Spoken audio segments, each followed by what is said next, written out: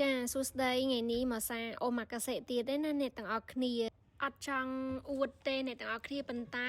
នេះគ្រាន់តែជាចំណងចំណូលចិត្តរបស់ខ្ញុំអញ្ចឹងណាអ្នកទាំងអស់គ្នាចង់សា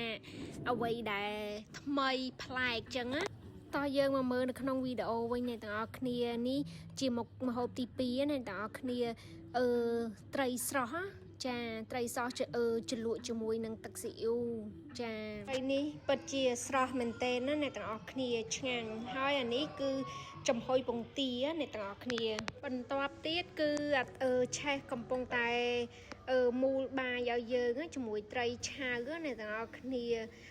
មុខម្ហូបទី5នេះក៏ឆ្ងាញ់ដែរបាយខ្ចប់ចាបាយមូលផកគេបន្តមកអានេះក៏បាយមូលដែរតែមិនដឹងថាគេហៅត្រីអីគេអ្នកទាំងអស់គ្នា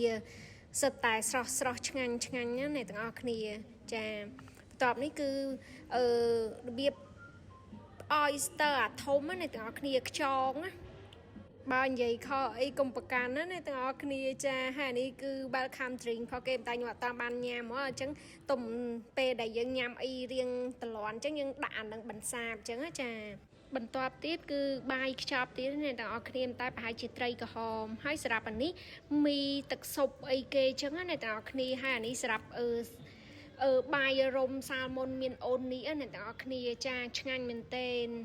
ហើយដល់ពេលដែលការខ្ញុំទៅញ៉ាំហ្នឹងគឺចិត្តគ្រីស្មាស់អ្នកទាំងអស់គ្នា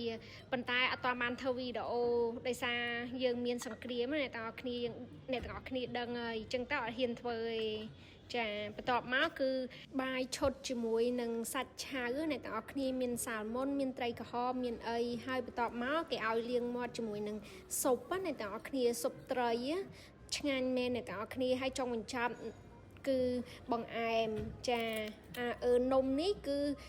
មាន snow matcha ពីក្នុងណាអ្នកទាំងអស់គ្នាហើយមានពងមាន់គេឡើងតុនល្មើយហើយនឹង mochi ទៀតបង្អែមគេមានឡើង3មុខឲ្យយើងភ្លក់ណាទាំងអស់គ្នាចាហើយពេលដែលយើង